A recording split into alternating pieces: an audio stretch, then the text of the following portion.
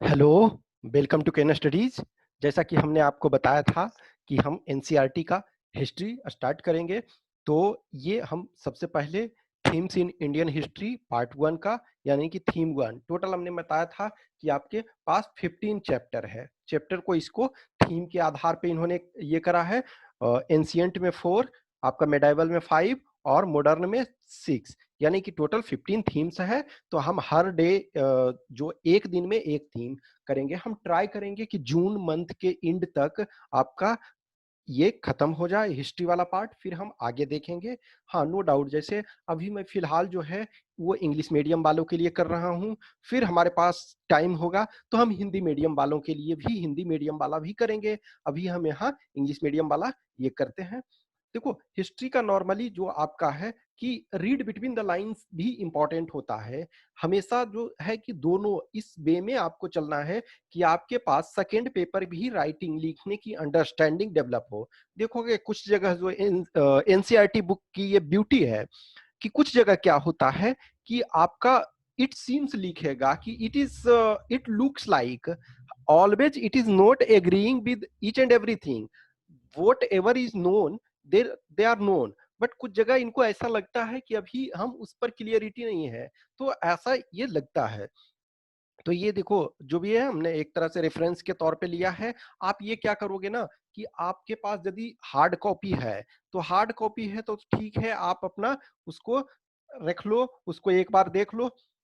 और नहीं तो ये करना कि एक बार आपके पास सॉफ्ट कॉपी वो आप एनसीईआरटी के वेबसाइट से डाउनलोड कर लो, और उसके बाद आप उसको एक बार रफ में सरसरी निगाह से देखो। उसके बाद आप वीडियो देखना। हर चैप्टर में यही 15 चैप्टर है। तो आपके पास यदि हार्ड कॉपी है तो ठीक है, सॉफ्ट कॉपी हार्ड कॉपी नहीं है तो सॉफ्ट कॉपी मोबाइल पे ही डाउनलोड कर लो, लैपटॉप है तो लैपटॉप पे डाउनलोड कर लो। उसके बाद एक बार देख लो, फिर उसके बाद ये लेक्चर देखो, उसके बाद फिर से दोबारा, क्योंकि देखो ये वो चीजें हैं जिसको बार बार आपको 2 बार 3 बार 4 बार जितनी बार आप करोगे उतना आपके पास फायदा होगा। तो ये देखो कहता कि द हड़प्पन इज पॉसिबली, देखो पॉसिबली लिखा है, यही चीजें आपको ध्यान रखना कि इट इज नॉट सर्टेन। इनको अभी, क्योंकि अभी बहुत सारी चीजें एक्सप्लोरेशन अभी हो ही रहा है, एक्सकेवेशन हो ही रहा है। The most distinctive artifact of the Harappa और इंडस वैली सिविलाइजेशन, यानी ये जो आपका सील है, ये इनको अभी तक का जो खोज हुआ, अभी तक का जो चीजें प्राप्त हुआ, उसके अनुसार पॉसिबली द मोस्ट डिस्टिंक्टिव, ये सबसे एक तरह से यूनिक है जो इसकी आइडेंटिटी। देखो ये आप इसमें क्या है, एक वन जो हॉर्न वाला आपका एनिमल है, बुल टाइप का ये लग रहा है आपका। और ये देखो इसका यूनिकॉर्न इसको बोलते हैं। अब देखो कुछ यहाँ लिखा हुआ भी है, लेकिन अभी तक क्या है, हम डिसाइफर नहीं कर पाए हैं कि इन लोगों ने क्या लिखा था। जैसे देखो, जो अशोकन ने लिखा मौर्यन टाइम में जो लिखा गया, उसको तो जेम्स प्रिंसेप ने उसको डिसाइफर कर दिया। लेकिन जो हड़प्पन जो स्क्रिप्ट है उसको अभी तक हम डिसाइफर नहीं कर पाए हैं। इस वजह से इसे प्रोटो हिस्ट्री के पार्ट में इसे हम काउंट करते हैं। मेड ऑफ अ स्टोन, इस सील के बारे में ये कह रहा है। Made of a stone called steatite, ये एक सेमी प्रीशियस जो आपका ये है स्टोन है।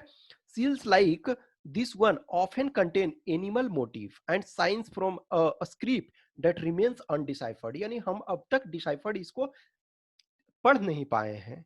Yet we know a great deal about the lives of people who lived in the region, from what they left behind, their houses, pots, ornaments, tools, and seals. In other words, from archaeological evidence, let us see what we know about the Harappan civilization and how we know about it. We will explore how archaeological material is interpreted and how interpretations sometimes change. Of course, there are some aspects of the civilization that are as yet unknown and may even remain so. देखो क्या होता है, जो history है, history में evidence तीन होते हैं। एक तो आपका जो लिटरेरी इविडेंस, लिटरेरी जैसे बुक्स वगैरह सारी चीज। अब लिटरेरी इविडेंस कुछ लिखा तो है लेकिन हम वो नहीं पढ़ पा रहे हैं। दूसरा आपका जो होता है मटेरियल इविडेंस, जो ये करा ना कि रिमेन्स, ठीक है ना, जो आपके पास ये सारी चीजें छोड़ गए हैं, पॉट्स, ऑर्नामेंट्स, टूल्स। तो ये जो आर्कियोलॉजिकल इविडेंस उसको बोलते हैं, आर्कियोलॉजिकल इविडेंस। और तीसरा एक होता है फॉरेन अकाउंट। लेकिन ये चूंकि प्रोटो हिस्ट्री है, तो प्रोटो हिस्ट्री है यानी कि लिखावट तो था उस समय, लेकिन अब फॉरेन अकाउंट हमारे पास इसमें कुछ नहीं है। देखो अर्ली टाइम में जैसे अलेक्जेंडर द ग्रेट से लेकर के बहुत सारे लोग इंडिया पे इन्वेड किए, आए, तो उनके बारे में बहुत सारा जो रिटन एविडेंस है, जो फॉरेन अकाउंट भी है, जैसे ह्वेनसांग से लेकर के मेगास्थनीज तक बहुत सारे लोग लिखे। लेकिन इस टाइम में तीन में से हमारे लिटरेरी भी नहीं है और आपका फॉरेन अकाउंट भी नहीं, तो आपके पास क्या बचता है? Archaeological evidence. ये अब कुछ देखो वस्तु है, ये जैसे कुछ प्रीसियस स्टोन्स हैं, बीड्स हैं, वेट्स हैं और ये ब्लेड्स हैं, काटने वगैरह के काम में आते थे। The Indus valley civilization is also called the Harappan culture. Archaeologists use the term culture for a group of objects distinct in a style that are usually found together within a specific geographical area and period of time। यानी जो देखो normally जैसे civilisation, civilisation एक larger area में को कहते हैं, larger जो अनइंटरप्टेड लंबे समय के ड्यूरेशन को कहते हैं, जैसे चाइनीज सिविलाइजेशन, इंडियन सिविलाइजेशन, आपका वेस्टर्न सिविलाइजेशन। लेकिन एक कल्चर है, तो देखो यहाँ समटाइम जो है कल्चर जो आपका है वो सिविलाइजेशन के तौर पे समटाइम सिनोनिमस के तौर पे यूज किया जाता है। लेकिन कल्चर ये कहता है कि for a group of objects distinctive in style, जो एक डिस्टिंक्ट उसका स्टाइल हो और कुछ पर्टिकुलर एरिया में वो स्पेसिफिक ज्योग्राफिकल एरिया और पीरियड ऑफ टाइम में पाया जाता है। In the case of Harappan culture these distinctive objects include seals, beads, beads, stones, blades and even baked bricks। देखो ईट वगैरह हम आगे चल के देखेंगे कि डेफिनेटिव स्टाइल में बनाए गए हैं। इसका मतलब है कि वो प्रॉपर प्लान्ड वे में ये चीजें किया गया है, वो इनका यूनिक कल्चर है। इनफैक्ट देखोगे कि जब हड़प्पन कल्चर है तो उसमें बेक्ड ब्रिक बनाया जाता है, यानी कि जो पका हुआ ईटे का यूज किया जाता है। लेकिन उसके बाद के कल्चर को देखोगे तो वो पके हुए ईटे यूज नहीं हो रहे हैं, यानी कि उस स्पेसिफिक टाइम और लोकेशन में उस चीज को यूज किया गया, डिफरेंट डिस्टिंक्ट स्टाइल को। These objects were found from areas as far apart as Afghanistan, Jammu, Balochistan यानी पाकिस्तान में है एंड गुजरात। तो वो जो एरिया आप मैप भी देखोगे, named after Harappa, the first site where this unique culture was discovered। The civilization is dated between 2600 and 1900 BC। यानी बीसी ऑब्वियसली हम जो हिस्ट्री वाला एक लेक्चर में देखे थे जो इंट्रोडक्टरी की हाउ टू रीड एनसीईआरटी, तो उसमें हमने देखा था ना, बीसी का मतलब होता है आपका बिफोर क्रिस्ट, सी का मतलब होता है कॉमन ईरा, ठीक है, और आपका बीपी का मतलब होता है बिफोर प्रेजेंट। प्रेजेंट वहां 2000 को जो 2000 ईयर जो बीता, अभी 2020 चल रहा है, तो 2000 जो बीता उसको एक स्टैंडर्ड के रूप में लिया गया। तो ये इसको ये माना गया कि जो एक स्टैंडर्ड मोस्ट अप्रोप्रिएट जो लिया गया 2600 to 1900 BC. There were earlier and later cultures often called early Harappan and later Harappan। तो देखो in the same area the Harappan civilization is sometimes called mature। तो देखो एक ये मैच्योर जो मेन हम हड़प्पन पढ़ते हैं वो मैच्योर है, और उसके पहले जो था तो पहले उसको था वो अर्ली कहा जाता है, अर्ली आपका हड़प्पा, और जो बाद में हुआ वो लेट हड़प्पा। यानी कि जो ये आपका जो डेट दिया हुआ है वो इसका दिया हुआ है, इसका दिया हुआ है आपका 2600 बीसी से, 2600 से लेकर के 1900 बीसी जो है वो मैच्योर हड़प्पा का दिया हुआ है। तो उसके पहले भी रह चुका है और बाद में भी। अब ये देखो ये है ना बीपी, बीपी ये हम जो फर्स्ट जो हाउ टू रीड एनसीईआरटी उसमें जो 6 क्लास का हमने डिस्कस किया था उसमें भी हमने ये चीज किया था कि बीपी का मतलब before present, BC before common era या बिफोर क्रिश्चियन ईरा, ठीक है, और ये आपका C common era, present year ही 2015, ये 2015 में उस समय बुक जो लिखा गया था। सी का मतलब होता है ना कि अप्रोक्सीमेट सिरका, तो जहां सी लिखा हुआ उसका मतलब एग्जैक्ट ईयर नहीं। जैसे आज के डेट में हम बोलते हैं ना कोई भी चीज कि इंडिया 15 अगस्त 1947 को आजाद हुआ, तो ये एग्जैक्ट डेट है। लेकिन आप कुछ चीजों को 3000 ईयर्स पहले, 2000 ईयर्स पहले, 1000 ईयर्स पहले एग्जैक्ट आप नहीं कह सकते हो, तो सी लगा देते हैं। सी का मतलब सिरका जो लैटिन वर्ड है, तो उसका मतलब अप्रोक्सीमेट। देखो ये जो है जो आपका मैच्योर हड़प्पा साइट है वो इन जगहों पे मिले हैं। देखो ये हमने बताया था ना कि जो 3 रिवर हमारे पास है, तो बीआरएस, ब्यास, रावी और सतलज, ये हमारे पास है। तो ये इसमें ब्यास का नहीं दिया हुआ है, अदरवाइज़ ब्यास, रावी और सतलज ये हमारे पास है। और आईसीजे यानी इंडस, झेलम और चेनाब, ये अभी पाकिस्तान के पास ये इसका रिवर का ये किया गया है। तो देखो ये एरिया जहाँ-जहाँ है, यानी कि इसमें से आपका हड़प्पन सिविलाइजेशंस के मिले हैं। जैसे देखो सूत्का गेंडोर, ये आपका देखोगे लेट में, ये पाकिस्तान में, ये देखो ये जो लाइन आपका है, ये लाइन, ये डॉट डॉट डॉट डॉट, तो ये इधर इंडिया आपका हो गया, इधर ये आपका पाकिस्तान ये है, ये डॉटेड लाइन, और इधर आपका और अदर कंट्री आपके पास ये अफगानिस्तान है, इधर ईरान है और चीजें हैं। तो ये देखो कि जहां जहां ये फैला हुआ है, वो यहाँ जैसे ये मांडा आपका जम्मू एंड कश्मीर में है, फिर इधर देखोगे राखीरगढ़ी आपका हरियाणा में, फिर आपका ये देखो ये गनेरी वाला, ये सब पाकिस्तान में है, कोट दीजी, फिर देखो ये इधर गुजरात वगैरह में है। तो ये सारे पार्ट में आपके पाए गए हैं।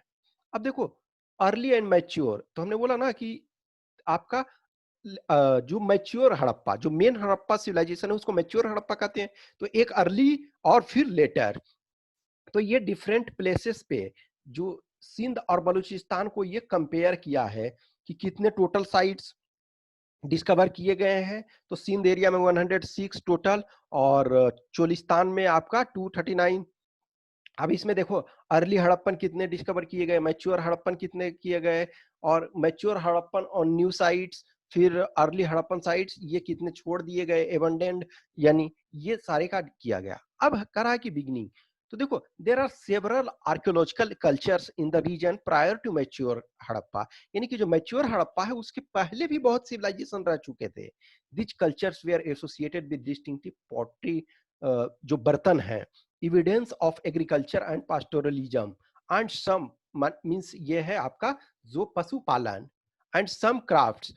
Settlements were generally a small and there were virtually no large building. It appears that there was a break between the early Harappan and the Harappan civilization, evident from large scale burning at some sites as well as the abandonment of certain settlements. तो यानी कह रहा ना कि जैसे ये first ऐसा नहीं था कि आपका ये किया गया, डिस्कवर किया गया, इसके पहले भी और साइट्स रह चुके हैं, लेकिन उनके बीच में एक गैप रहा है। तो क्या सारे सिविलाइजेशंस, जो सारे कल्चर्स थे वो कंटिन्यू थे? नहीं, कंटिन्यू नहीं थे, बीच बीच में आपका ब्रेक हुआ है।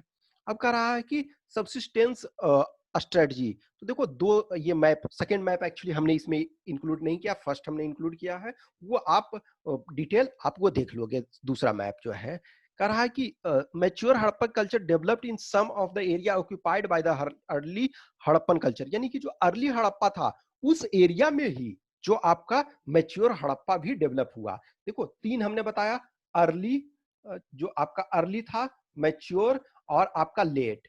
तो मैच्योर मेन है, तो कुछ जो है साइट जो मैच्योर है वो अर्ली वाले साइट पे डेवलप हुए, और कुछ लेट वाले जो है वो मैच्योर वाले पे डेवलप हुए।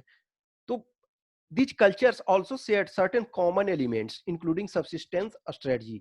देखो अब no doubt there was a break, कि एक आपका अर्ली के बाद मैच्योर, मैच्योर के बाद लेट, और ये भी अर्ली में भी कई रह चुके थे जिसका कि अभी हम पूरा जो है पता नहीं कर पाए हैं। लेकिन उसमें से क्या है कि कुछ जो ट्रेडिशन है वो चलता रहा, और कुछ बहुत सारे जो ब्रेक हो गए।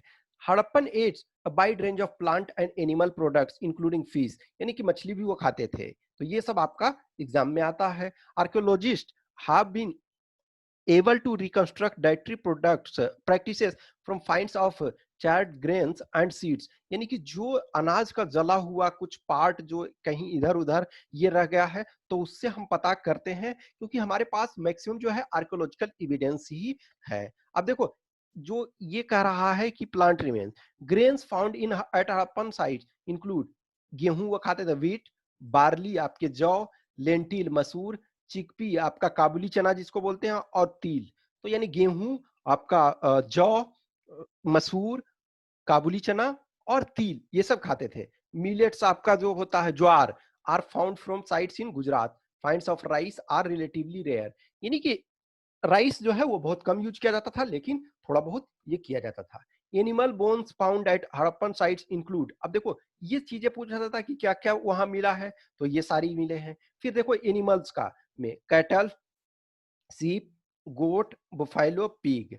अब क्या है कि आपका एनिमल कुछ जो है डोमेस्टिकेट किए गए हैं और कुछ जो है वाइल्ड भी थे, यानी कि कुछ जो पालतू भी थे और कुछ जंगली भी थे। जैसे आपका बोअर, यानी कि आपका डियर, सुअर, आपका हिरन, घड़ियाल, ठीक है, तो ये सब भी आपके पाए गए हैं। फिर देखो ये फिश एंड फॉल्स, तो ऑब्वियसली यहाँ था ना कि मछली भी वो खाते थे, तो यहाँ भी फिश लिखा हुआ है ना, फिश और फॉल। फॉल का मतलब जो आपका वर्ड्स है, जो मुर्गे वगैरह ये सारी चीजों के। तो ये आपका जो है सॉरी, ये जो मैप जो दूसरा है वो आपका अर्ली हड़प्पा का है। तो देखो कुछ जो है कोट दीजी वगैरह जो है, ये आपका कुछ एरिया जो है वो आपका कॉमन भी है और कुछ कॉमन नहीं है। अब कह रहा है कि एग्रीकल्चर टेक्निक, तो agriculture while the prevalence of agriculture is indicated by finds of grains, तो ग्रेन जो अनाज जो मिले हैं उसी से हम प्राप्त कर रहे हैं कि वहां एग्रीकल्चर किया जाता था। It is more difficult to reconstruct actual agriculture practice, देखो हम एक्चुअल किस ढंग से खेती किया जाता था एग्जैक्ट हम प्राप्त नहीं कर सकते। हम जो बीट एंड पीसेस में इंफॉर्मेशन मिला है उसको कनेक्ट करके हम ये कर सकते हैं कि ऐसा हुआ होगा, इट सो हैपेंड, ठीक है, तो एक्चुअल हम पता नहीं कर सकते हैं। बेयर सीड्स ब्रॉडकास्ट और प्लॉड लैंड, ये इसका मतलब है कि जो हमें अनाज तो मिला, लेकिन अनाज किस ढंग से उगाए जाते थे। जैसे अभी धान का जो है पैडी, तो पैडी को क्या करते हैं हम ट्रांसप्लांट करते हैं। अब वो उस ढंग से वो ट्रांसप्लांट करते थे या क्या करते थे ये हमको नहीं पता। सूखे ऐसे ही जमीन पे डाल देते थे या जुताई करके डालते थे, ये हम सही से एग्जैक्ट नहीं प्राप्त कर पा रहे हैं। Representation on seals and terracotta sculpture indicate that the bull was known, and archaeologists extrapolate from these that oxen were used for plowing। अब देखो कह रहा है कि ये अनुमान लगाया जा रहा है, एग्जैक्ट तो नहीं कहा जा सकता। अब बुल मिले हैं तो ये जो और डिफरेंट चीजें मिली है, तो उससे जो है आर्कियोलॉजिस्ट जो हैं वो अनुमान लगा रहे हैं कि ऐसा है, पुरातत्ववेता जो हैं जो कि ऐसा खेती करते थे तो जुताई करते थे। Moreover terracotta models of plough has been have been found at sites in Cholistan and the Banavali, Haryana. Archaeologists have also found evidence of a plowed field at Kalibangan। अब देखो ये यहाँ ये धीरे धीरे अब ओपन उसको करते जा रहे हैं तो वो पता चल रहा है। Associated with early levels, the field had two sets of furrow at right angles to each other, suggesting that two different crops were grown together। यानी कि देखो टू पैटर्न में एक तरह से राइट एंगल पे वो चीजें किया गया, तो ये माना गया जुताई इस ढंग से किया गया कि दो क्रॉप जो है एक ही साथ उगाए जाते थे। अब है archaeologist have also try to identify the tools used for harvesting. Did the Harappans use stone blades set in wooden handles और did they use metal tools. तो देखो ये क्वेश्चन पूछ रहा है, उसके बाद ट्राई कर रहा है कि हम प्राप्त कर पा रहे हैं या नहीं। अब कह रहा है most Harappan sites are located in semi arid lands where irrigation was probably required. देखो ये प्रोबेबली लिख रहा है, ठीक है ना, कि ऐसा लग रहा है required for agriculture। Traces of canals has been found at the Harappan sites at सोरतुघई इन अफगानिस्तान, यानी कि जो सिंचाई के लिए कैनाल बनाए गए थे, नहर जो है वो बनाए गए हैं, ये आपका मिला है। ये आपका अफगानिस्तान में तो मिला है लेकिन पंजाब और सिंध में नहीं मिला है। It is possible that ancient canal silted up long ago, यानी कि बहुत जगह कैनाल बनाए गए होंगे लेकिन वो उसमें भर गए होंगे, सील्ट जो है वो भर गए। It is also likely that water drawn from wells was used for irrigation. Besides, water reservoirs found in Dholavira, Gujarat may have been used for a store to store water for agriculture। तो देखो जो तीन तरीका एक तरह से है कि या तो कैनाल से कुछ जगह, अब कुछ जगह कैनाल नहीं मिले तो या तो वो भर गया है या फिर वहां हम बेल यूज करते थे या फिर रिजर्वायर यूज करते थे। तो ये मेथड, तो ये ऐसा अनुमान लगाया जा रहा है। अब ये देखो ये जो आपका स्लेट है, तो ये स्लेट देखो है जिसको मसाला वगैरह जो स्पाइसेस पीसने के लिए अभी भी हम लोग के घर में यूज किया जाता है, जिसको हिंदी में लोढ़ी पाटी कहते हैं। तो ये आपका मसाला स्पाइसेस के लिए यूज किया जाता है। ये स्लेट इस पर बड़ा वाला है, उस पर रख के और ये छोटे वाले से इसे रगड़ा जाता है, सैडल क्वेर्न। अब देखो ये डिफरेंट जो इक्विपमेंट्स मिले हैं, ये आपका कुछ काटने में भी यूज किया जाता है लकड़ी वगैरह, या फिर खेत वगैरह की जुताई में, ये आपका हैंडल वगैरह से ये ऐड करके। ये देखो आपका जो है रिजर्वायर है धौलावीरा में, ये जो मिला है, तो वो भी सिंचाई के लिए यूज किया जाता होगा। अब देखो मोहनजोदाड़ो, तो देखो हड़प्पा और मोहनजोदाड़ो ये दो मेजर जो अर्ली टाइम में वहां मिले हैं। अपलैंड अर्बन सेंटर, यानी कि ये जो था अर्बन सेंटर जो प्रॉपर प्लान किया हुआ था। Perhaps the most unique feature of Harappan civilisation was the development of urban centre. तो अर्बन सेंटर ये बनाया गया था, ठीक है ना, कि look at one of the center Mohenjo-daro well closely.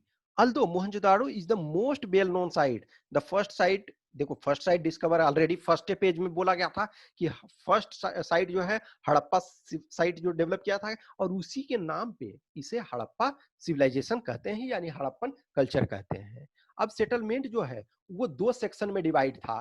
तो जो वेस्टर्न पार्ट था वो रेज प्लेटफॉर्म पे था, उसे सिटाडेल कहते हैं। और जो ईस्टर्न पार्ट था, ये भी पूछता है ईस्टर्न और वेस्टर्न, तो जो वेस्टर्न में है वो सिटाडेल था, यानी कि ऊंचा वाला, तो वो छोटा है। और ईस्टर्न में जो था वो लोअर ग्राउंड पे था और वो लार्ज था।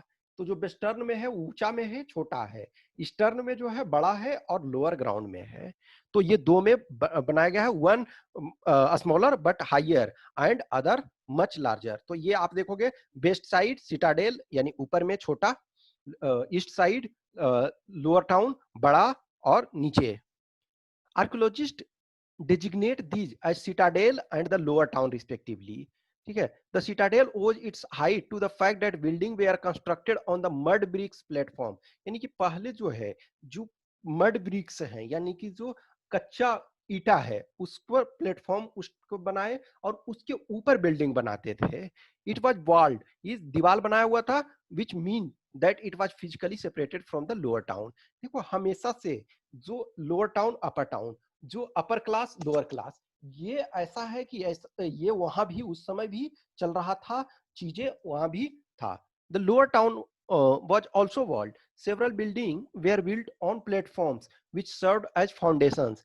It has been calculated that if one laborer moved roughly a cubic meter of earth daily just to put the foundation in place, it would have required 4 million person day, in other words mobilizing labor on a very large scale।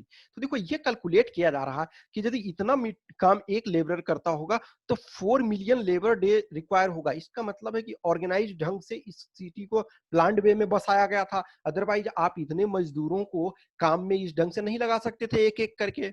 Considering something else, once the platform were in place, all building activity within the city was restricted to a fixed area on the platform. So it seems that settlement was first planned and then implemented accordingly। तो ये आपका plan, फिर उसके बाद ये आपका कहता है कि जो ब्रिक्स है वो ब्रिक्स देखो आपका सन ड्राइड था या बेक्ड था, यानी कि या तो आग में पकाया गया या धूप में सुखाया गया। लेकिन उनका जो क्या था, एक सर्टेन डायमीटर फिक्स था कि आपका जो क्या कह रहा है कि where the length and breadth were 4 times and twice the height respectively. इस ढंग से आप देखो कि ये ब्रिक्स है,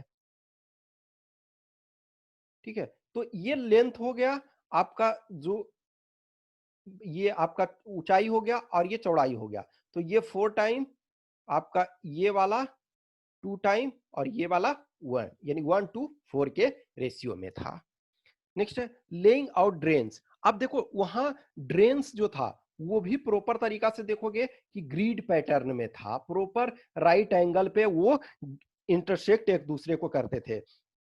और जो ड्रेन था वो पहले आपका एक घर का सारे का निकास था, हर इंडिविजुअल घर का, उसके बाद उसको मेन में लगा दिया गया था। यही सिटाडेल जो आपका देखो कह रहा है कि while most Harappan settlements have a small high western part and larger lower eastern part। देखो ये सब भी ये यहाँ दिया हुआ जो मैंने बताया था। There are variations at sites such as Dholaवीरा and Lothal The entire settlement was fortified and sections within the town were also separated by walls. The citadel within Lothal was not walled off but was built at a house. तो देखो कुछ जगह जो है different थोड़ा, क्योंकि exact सारी जगह सेम नहीं है, लेकिन मोर और लेस सब जगह उस ढंग का था। अब कह रहा है डोमेस्टिक आर्किटेक्चर। तो देखो कह रहा है कि lower town at Mohenjodaro provides example of residential building, many were centred on courtyard with rooms on all sides. यानी कि इस ढंग से देखो जैसे ये बनाया गया, और इस एक मान के चलो कोर्टयार्ड है यानी आंगन जिसको कहते हैं, और रूम जो है इसके चारों तरफ आपका बनाया गया। चारों तरफ अभी भी जैसे देखो पुराने घर में जो उसी ढंग से होते थे कि बीच में आंगन, फिर गलियारा, फिर उसके चारों तरफ रूम, तो उस ढंग से ये बनाए गए थे। अब देखो कुछ जो कह रहा है कि हर घर में जो है कि प्राइवेसी था, लेकिन बाथरूम वगैरह सेपरेट था, लेकिन आपका जो था क्या कि विंडो नहीं था। There are no windows in the wall along the ground level, besides the main entrance does not give a direct view of interior और द कोर्टयार्ड।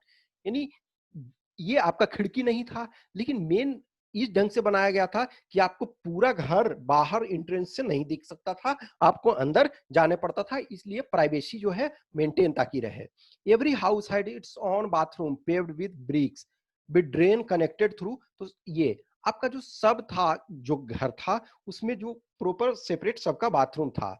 और इनफैक्ट देखोगे कि जो कुछ जो बिल्डिंग है वो सम हाउस है remains of staircase to reach second storey और रूफ। तो कुछ जो आपके घर थे वो डबल स्टोरी थे, यानी रिच पर्सन वगैरह रहे होंगे। फिर उसके बाद आपका जो है कुछ जो घर है वो उनको दीवार की तरफ घेरा हुआ है।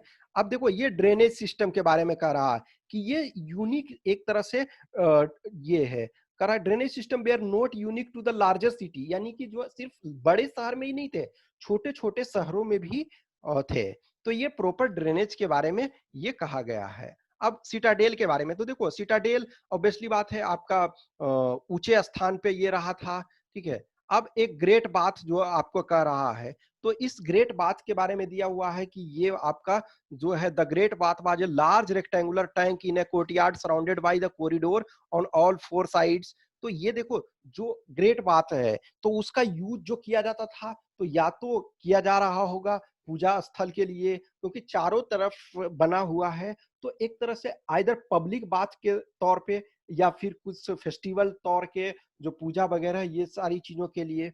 There are two flights of steps on the north and south leading into the tank, which was made watertight by setting bricks on edge and using a mortar of gypsum. There were rooms on three sides, in one of which was a large well.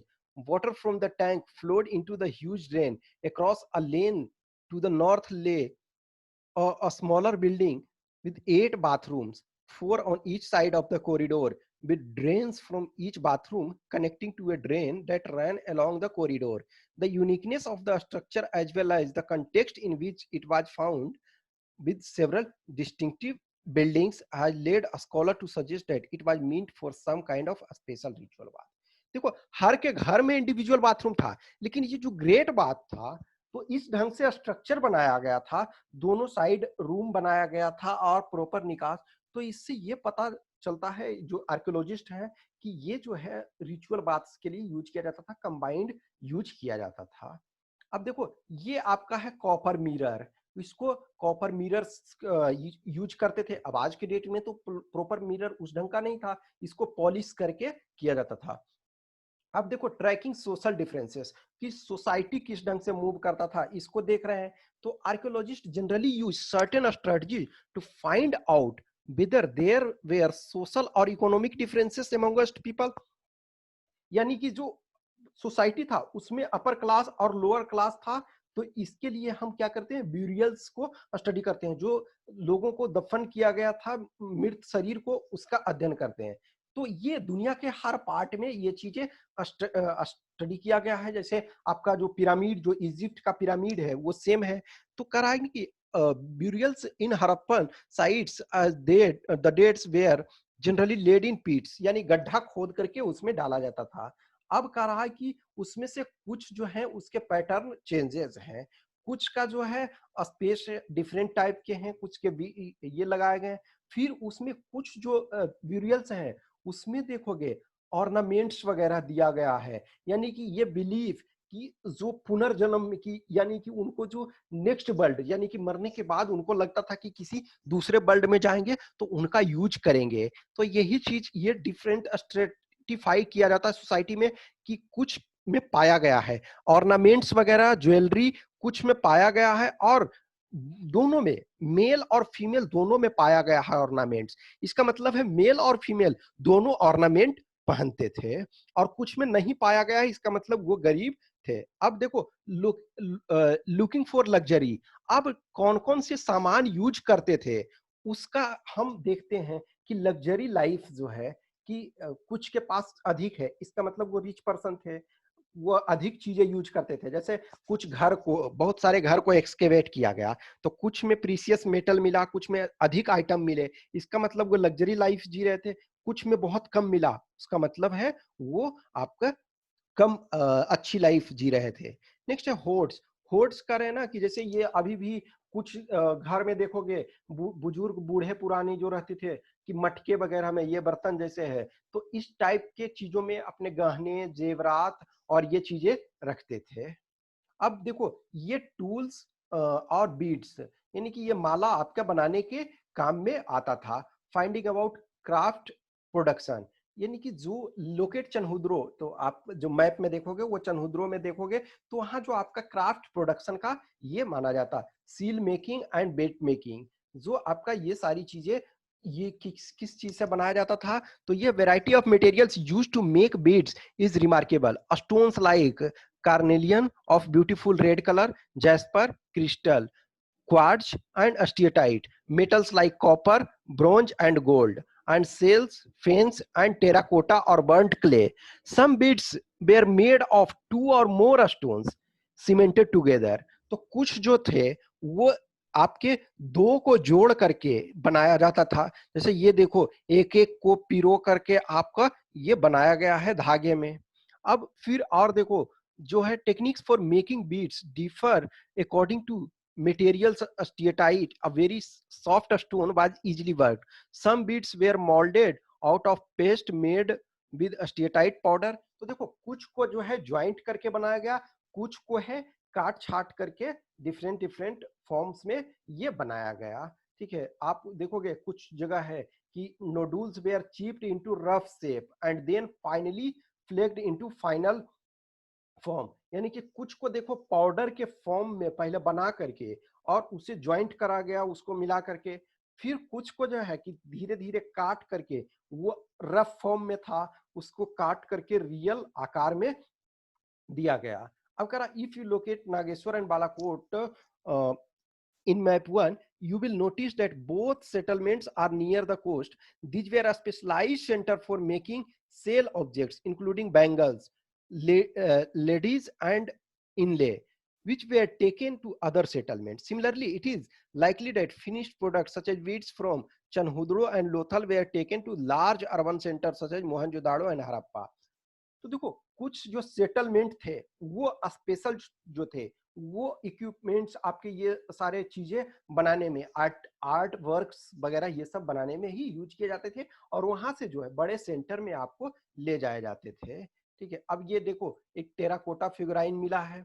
अब identify centre of production, यानी कुछ जगह जो है वो centre of production पता किया गया है, क्योंकि जैसे देखो कुछ क्षेत्र जहां है वहां छोटे छोटे स्मॉल पीसेस मिले हैं, इसका मतलब है उसको काट छाट वहां करने में बनाने में यूज किया जाता था, और कुछ चीजें वहां रह गई है। तो देखो कुछ बेस्ट मटेरियल रह जाता है, जैसे आप लकड़ी का सामान बनाते हो, लकड़ी का बुरादा रह जाता है। अब यहाँ देखो कुछ बड़ा बेस्ट पीसेस जो रह गया उसको रीयूज हमने कर लिया। जो रिसाइकल रीयूज जो हम करते हैं ना, रिड्यूस रिसाइकल और रीयूज, तो उसको भी वहां जो बड़े पीस बेस्ट बच गए उसको हमने फिर छोटे ऑब्जेक्ट्स में इसको बना लिया। अब करा स्ट्रेटजीज फॉर प्रोक्योरिंग मटेरियल, जिस चीज से आप बना रहे हो तो या तो उस लोकल एरिया में ही आप इंडस्ट्री एस्टेब्लिश कर लो, तब इंडस्ट्री उसको समझो उस ढंग से, आज जो मॉडर्न इंडस्ट्री है उसी ढंग से वहां, तो या तो जिस एरिया में रॉ मटेरियल पाए जाते हैं वहीं बनाया जाए, या फिर उसको लाया जाए बाहर। तो यही है, it is obvious a variety of materials was used for craft production while some such as clay were locally available, many such as stone, timber and metal had to be procured from outside the alluvial plain. Terracotta toy models of bullock carts suggest that this was one important means of transporting goods and people across the routes. Riverine routes along the Indus and its tributaries as well as coastal routes were also probably used. तो probably ये कह रहे हैं कि certainty से नहीं कह सकते हैं। अब जो टेराकोटा जो आपका बुलक कार्ट बैलगाड़ी का जो मिला है मॉडल, तो इसका मतलब है कि बैलगाड़ी उस समय वो लोग यूज करते थे, ठीक है। अब कह रहा कि मटेरियल्स फ्रॉम सब कॉन्टिनेंट एंड बियॉन्ड, तो देखो कुछ चीजें जो है the Harappan procured material for crafts production in various ways. For instance, they established settlements such as Nageshwar and Balakot in area where sales was available. तो देखो कुछ जगह जो है उसी एरिया में हमने जहां अवेलेबल था वही चीजें किया, और कुछ में जो है कि हम दूर से वहां मटेरियल उस चीज को मंगवाए। अब ये चीजें देखो, ये आउटसाइड वर्ल्ड जो है कांटेक्ट विद डिस्टेंट लैंड्स, तो देखो आप जो मैप यदि देखोगे तो ओमान, ये आपका अरेबिया, ईरान वगैरह देखो, कैस्पियन सी वगैरह है, ये सारे रेड सी वगैरह, मेडिटेरेनियन सी, तो यानी कि मेसोपोटामिया, ये सब सारी चीजों से, तो कुछ तो है कि वाटर के रास्ते से मंगाए जा रहे थे शायद, और कुछ जो है आपके लैंड रास्ते से ये मंगाए जा रहे थे। तो डिफरेंट आपका, जैसे मेसोपोटामिया, आज का जो मॉडर्न इराक है उसको मेसोपोटामिया कहते हैं। तो ये इसमें से देखोगे recent archaeological finds suggest that copper was also probably brought from Oman on the south eastern tip of Arabian peninsula. Chemical analysis have shown that both the Omani copper and Harappan artifacts have traces of nickel, suggesting a common origin.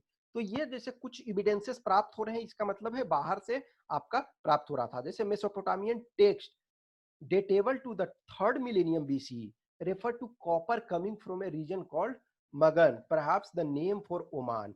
And interestingly, enough copper found at Mesopotamian sites also contains traces of nickel. तो देखो कुछ चीजें जहां common पाई गई है और same proportion में पाई गई, तो इसका मतलब ये स्टडी किया जा रहा है कि ऐसा चीजें जो है ये दोनों में कॉमन है। अब ये देखो सिलिंड्रिकल सील है, ये आपका राउंड पर्सियन गल्फ सील है, ये सारी चीजें मिला है। फिर सील स्क्रिप्ट बेड्स, तो देखो स्क्रिप्ट्स वगैरह आपका ये मिला है, लेकिन अभी तक जो हम है इस चीज को सील्स वगैरह तो डिफरेंट डिफरेंट मिला, हमने फर्स्ट वाले में भी देखा था जो यूनिकॉर्न वगैरह में थे, लेकिन आपका प्रॉपर तरीका से अभी हम जो स्क्रिप्ट मिला है उसको डिसाइफर नहीं कर पा रहे हैं। करा Harappan seal usually have a line of writing, हमने फर्स्ट वाले में भी देखा था, जो यूनिकॉर्न बुल था उसमें भी था, लेकिन जो नाम नेम और टाइटल उस ऑनर का रहा होगा। Scholars have also suggested that the motive generally an animal conveyed the meaning of those who could not read. यानी कि देखो साइन लैंग्वेज आज भी यूज किया जाता है, तब भी कुछ लोग पढ़ना जानते थे कुछ लोग नहीं। तो बेटा जैसे आज भी है ना वोटिंग करने में, तो बैलेट पेपर में क्या रहता है, जो आपका ईवीएम मशीन अब आज के डेट में यूज हो रहा है, तो आपका नेम ऑफ कैंडिडेट भी रहता है, लेकिन उनका साइन भी रहता है, ताकि जो पढ़े लिखे नहीं है उस भी साइन से आपका पता कर ले। अब कह रहा most inscription are short, the longest containing about 26 sign, generally small होता था। यही देखो ये है ना कि ये साइन आपका है, आपका एनिमल है, एनिमल मोटिव है, उसके बाद आप कुछ लिखा हुआ भी हर जगह है। तो 26 साइन का लॉन्गेस्ट पाया गया, अल्दो द स्क्रिप्ट्स रिमेन अनडिसाइफर्ड, अभी तक हम प्राप्त नहीं कर पाए कि क्या लिखा हुआ है। It was evidently not alphabetical where each sign stands for a vowel और a consonant, as it has just too many signs somewhere between 375 to 400. It is apparent that the script was written from right to left. हम लोग क्या लिखते हैं, left to right लिखते हैं, लेकिन ये क्या है, right to left. as some seals show a wider spacing on the right and cramping on the left, as if the engraver began working from the right and then ran out of space। तो ये चीजें आपका है, ठीक है। अब next का रहा वेट्स। तो exchange were regulated by a precise system of weights usually made of a stone called chert and generally cubical. तो cubical ये स्टैंडर्ड तो आप किसी भी चीज को मापने के लिए करोगे ना, किसी चीज को मेजर करोगे तो वो आपका स्टैंडर्ड होना चाहिए. नेक्स्ट है एंशिएंट अथॉरिटी. तो ये देखो अथॉरिटी है कि सोसाइटी जो किस ढंग से आपका है कि कोई भी चीज को ऑर्गेनाइज्ड वे में करोगे तो आपका डिवीजन होना चाहिए. There are indicators of complex decision being taken and implemented in Harappan society. Take for instance the extraordinary uniformity of Harappan artifacts as evident in pottery, seals, weights and bricks. Notably, bricks, though obviously not produced in any single centers, were of uniform ratio throughout the region from Jammu to Gujarat. We have also seen that settlements were strategically set up in a specific location for various reasons. Besides, labor was mobilized for making bricks and for the construction of massive walls and platform. Who organized this activity? तो देखो इसका मतलब है कि कुछ ना कुछ तो ऑर्गेनाइज सिस्टम रहा होगा, रूलिंग क्लास एक रहा होगा, एक सिस्टम रहा होगा. तो यही कह रहा है कि palaces and kings. If we look for a centre of power और for depictions of people in power, archaeological records provide no immediate answer. यानी कि अभी एग्जैक्ट हम नहीं कह सकते हैं कि वहां किंगडम था या किस ढंग से शासन किया जाता था. लेकिन a large building found at Mohenjo-daro was labeled as a palace by archaeologists, but no spectacular finds were associated with it. A stone statue was labeled and continues to be known as priest king. एक जो motive मिला है तो उससे लगा है कि वो priest king ये हुए होंगे. This is because archaeologists were familiar with Mesopotamian history and its priest king and have found parallels in Indus region. But as we will see, the ritual practices of the Harappan civilization are not well understood as yet, nor are there any means of knowing whether those who performed them also held political power. यानी कि अभी हम proper पता नहीं कर पा रहे हैं कि जो प्रीस्ट थे वही किंग थे या किंग और प्रीस्ट टाइप के चीजें अलग अलग थी. ऑब्वियसली वर्तमान किंगडम और तब के में अंतर था. Some archaeologists are of opinion that Harappan society had no rulers and that everyone enjoyed equal status. Others feel there was no single ruler but several, that Mohenjo-daro had a separate ruler, Harappa another, and so forth. एक तरह से अभी हम proper ये चीजें नहीं कर पा रहे हैं कि एग्जैक्ट क्या था, हम अभी अनुमान लगा सकते हैं. अब कह रहा है कि इंड सिविलाइजेशन से कैसे हुआ. तो हमने देखा था ना कि 2600 बीसी से लेकर के 1900 बीसी तक करीब ये रहा. तो उसके बाद इंड कैसे हुआ. There is evidence that by C से हमने बताया था सिरका यानी approximate 1800 BC most of the mature Harappan sites in regions such as Cholistan had been abandoned. Simultaneously, there was an expansion of population into new settlements in Gujarat, Haryana, and western Uttar Pradesh. In the few Harappan sites that continued to be occupied after 1900 BC, there appears to have been a transformation of material culture, marked by disappearance of the distinctive artifact of the civilization, weights, seals, special weights, writings, long distance trade and craft. तो देखो ये चीजें हैं कि कुछ site में वही settlement रहे लेकिन वो लाइफ स्टाइल उनका चेंज हो गया. जो डिफरेंट आर्टिफैक्ट्स थे, जो बर्तन थे, जो सारी चीजें थी, वो बहुत सारा उसमें चेंज हुआ. इसका मतलब है कि वो डिसइंटीग्रेट हुआ, वो बीच में गैप हुआ उसके बाद, और नए सेटलमेंट आपके गुजरात, हरियाणा, वेस्टर्न उत्तर प्रदेश में यानी कि गंगा के साइड भी बहुत सारे शिफ्ट हुए. अब कह रहा है कि what brought about these changes? Several explanations have been put forward. These range from climate change, deforestation, excessive flood, the shifting of landscape. Some of these causes may hold for certain settlements, but they do not explain the collapse of entire civilization. तो कह रहा है कि कुछ जगह बाढ़ आ गया होगा, क्लाइमेट चेंज आ गया, जो डिफोरेस्टेशन हो गया यानी जंगल समाप्त हो गए, लेकिन सब जगह के लिए एक्सप्लेनेशन नहीं है. It appears that a strong unifying element, perhaps the Harappan state, came to an end. This is evidenced by the disappearance of seals, the script, distinctive weights, and pottery. The shift from a standardized weight system to the use of local weights and the decline and abandonment of cities. The subcontinent would have to wait for over a millennium for new cities to develop in a completely different region. यानी कि जो ये चीजें कह रहा है कि different जो जगह है वो डिफरेंट जगह में कुछ जगह रहे, कुछ जगह लुप्त हो गए, कुछ जो पॉटरी वगैरह थे तो वो कुछ चीजें रही, मैक्सिमम चीजें डीके हो गई, लेकिन नए सेटलमेंट में हर जगह टाइम लगा। ये आपका जो कुछ है इविडेंसेस है बहुत जगह जो एक्सकेवेट किया गया उसके बारे में, तो ये आप उस चीज को पढ़ लोगे। अब नेक्स्ट है डिस्कवरिंग द हड़प्पन सिविलाइजेशन। तो ये जो डिफरेंट चीजों को किस किस टाइम में, जैसे कनिंघम कनिंघम जो थे उन लोगों ने ये किया, फिर इन चीजों को किस किस ढंग से आपका एक्सकेवेट किया, फिर सील वगैरह को डिस्कवर किया गया, फिर रिसेंटली देखोगे जो दयाराम शाहनी और राखाल दास बनर्जी वगैरह ने ये जो किया, फिर जॉन मार्शल, तो ये चीजें आप देख लोगे।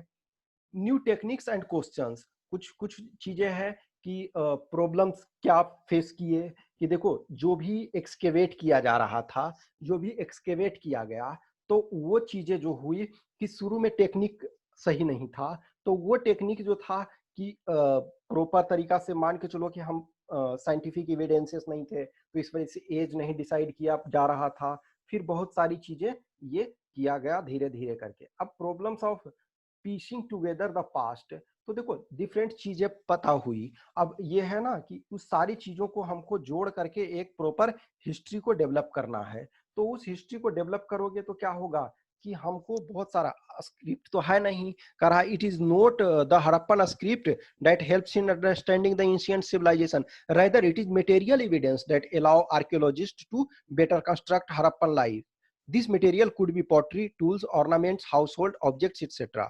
Organic materials such as cloth, leather, wood, and reeds generally decompose, especially in tropical regions. What survive are stone, burnt clay, metal, etc. तो जो कुछ चीजें उपलब्ध है उसी से आपको कंस्ट्रक्ट करना है। पहले देखो मैंने बोला ना कि 3 वे है हिस्ट्री को स्टडी करने का। एक आपका है लिटरेरी एविडेंस, जो लिखा हुआ है, तो लिखा हुआ तो यहाँ है लेकिन हम पढ़ नहीं पा रहे हैं। दूसरा है आर्कियोलॉजिकल एविडेंस, तो ये ही यहाँ एकमात्र बच रहा। और तीसरा होता है फॉरेन अकाउंट, तो उस समय फॉरेन अकाउंट भी नहीं है यहाँ। अब कह रहा है क्लासिफाइंग फाइंड्स, जो जो कुछ मिला है उस चीज को हमको क्लासिफाई ये करना है कि किस चीज का उपयोग किस चीज में होता था। अब कह रहा है recovering artefacts is just the beginning of the archaeological enterprise. Archaeologists then classify their finds. One simple principle of classification is in terms of materials such as a stone, clay, metal, bones, ivory. The second are more complicated. It in terms of function. Archaeologists have to decide whether, for instance, the artifact is a tool or an ornament or both, or something meant for ritual use.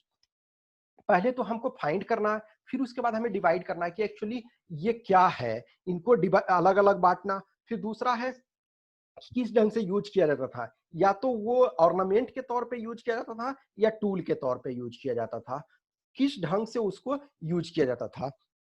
अब कह रहा an understanding of the function of an artefact is often shaped by its resemblance with present day things. यानी कि कुछ चीजें जो मिली है उसको हम आज के डेट में से मिलान करते हैं कि क्या किस ढंग से आज हम किसी चीज को यूज, जैसे जो स्लेट था जो मसाले पीसने वाले, तो हम उस चीज को कनेक्ट करते हैं। अब नेक्स्ट कहता है कि प्रॉब्लम्स ऑफ इंटरप्रिटेशन, कुछ चीज में जो है इंटरप्रिटेशन में प्रॉब्लम आता है कि वो एक्चुअल में क्या था। ठीक है कि किसी भी चीज को जैसे है ना, the problems of archaeological interpretation are perhaps most evident in attempts to reconstruct religious practices. Early archaeologist thought that certain objects which seemed unusual or unfamiliar may have had a religious significance. These included terracotta figurines of women, heavily jeweled, some with elaborate headdress. These were regarded as mother goddesses. Rare stone statuary of men in an almost standardized posture, seated with one hand on the knee, such as the priest king, was also similarly classified. In other instances, structures have been assigned ritual significance. These include the Great Bath and fire altars found at Kalibangan and Lothal. ठीक है, तो वो आपका fire altars यानी कि जो यज्ञ वेदी जिसको बोलते हो वो जगह कालीबंगा और लोथल में पाए गए हैं। Attempts also been made to reconstruct religious belief and practices by examining seals, some of which seem to depict ritual scenes. Others with plant motifs are thought to indicate nature worship. Some animals, such as one horned animal, also called unicorn, जो हमने first वाले में देखा था, bull type का जो है, depicted on seals seem to be mythical, composite creatures. In some seals, a figure shown seated cross-legged in yogic posture, sometimes surrounded by animal, has been regarded as a depiction of Proto-Shiva. That is an early form of one of the major deities of Hinduism. यानी कि जो शिव महादेव जिसको बोलते हो शंकर जी, ठीक है, तो ये मिला। जैसे लिंगा, लिंगा जो है शिवलिंग जो है, linga is a polished stone that is worshipped as a symbol of Shiva, तो शिवा के ये किया जाता है। अब देखो ये करा कि many reconstructions of Harappan regions are made on the assumption and later traditions provide parallel with earlier ones. तो डिफरेंट को हमने स्टडी किया, उसके बाद हमने कुछ एजम्पशंस बनाया। Let us look for instance at the proto Shiva seals. The earliest religious text this is Rig Veda, तो ऋग वेदा माना जाता है कि 1500 टू 1000 आपका बीसी में mentions the name God Rudra, तो रुद्र भी उन्हें कहते हैं, शिव भी कहते हैं, महादेव, शंकर जो भी है, ठीक है, लेटर पुरानिक ट्रेडिशन में आपका यूज होता है। However unlike Shiva, Rudra in the Rig Veda is neither depicted as Pashupati, lord of animal in general and cattle in particularly, nor as a yogi. In other words, this depiction does not match the description of Rudra in the Rig Veda. It is then possibly a summon or someone scholars have suggested. तो summon का मतलब होता है ना कि are men and women who claim magical and healing powers as well as the ability to communicate with the other world. एक तरह से ना कि गॉड और के बीच का लिंक जो ये कहते हो। अब ये देखो इसमें जो कंफ्यूजन है कि कुछ लोग बोलते हैं कि ये गेम खेलने का आइटम है और कुछ लोग समझते हैं कि ये लिंग है डिफरेंट डिफरेंट फॉर्म में। अब यही चीज है कि अभी तक जो जो चीजें किया गया है, कुछ चीजें हैं जो स्पेकुलेटिव है, कुछ चीजों को हमने माना है कि ये प्रेजेंट ट्रेंड में क्या चल रहा है, इन सारी चीजों को। ये देखो आपका टाइम लाइन है कि किस टाइम में क्या किसको माना गया। जैसे आपका जो है 2 मिलियन बीपी, बीपी का मतलब बिफोर प्रेजेंट, जो हमने लास्ट वाले में देखा था उसमें, इसका मतलब जो 2000 को हमने स्टैंडर्ड पीरियड लिया है, जो 2000 ईयर था आपका। तो 80,000 बीसी ये आपका मिडिल पैलियोलिथिक, 35,000 अपर पैलियोलिथिक ये आपका। फिर इधर जो है कि कब कब क्या क्या खोज हुआ, ये सारी टाइमलाइंस को दिया गया है। I hope you enjoyed this session. देखो ग्रेजुअली हम इतने डिटेल में हर लाइन वाइज नहीं कर सकते हैं। मेजर चीजों को हमारा काम है कि आपको समझाना और इंटरेस्ट डेवलप करना, और बाकी चीजों को आप खुद से करेंगे। 2-3 टाइम्स जितना हो सकता है आप पढ़ो, आप इस ढंग से इन चीजों को पढ़ो कि आपका दोनों पेपर में काम आओ, एक अंडरस्टैंडिंग भी डेवलप हो और आपका कंसेप्ट भी डेवलप हो, अंडरस्टैंडिंग डेवलप हो, और आप फैक्ट्स भी कुछ कुछ मिले। Okay, thanks for watching this. हम कंटिन्यू चलते रहेंगे इसी ढंग से।